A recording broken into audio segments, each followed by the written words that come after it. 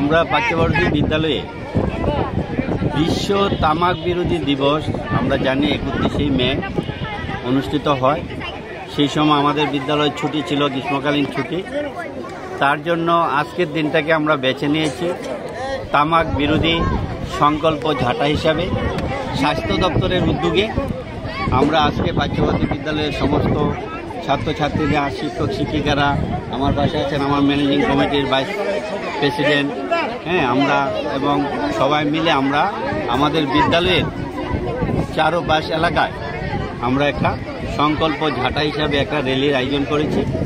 এই র্যালিতে আমরা এলাকাবাসীকে আমরা অবহিত করব যাতে প্রত্যেকে তামাক বর্জন করে, তার জন্য আমাদের এই ঝাঁটা।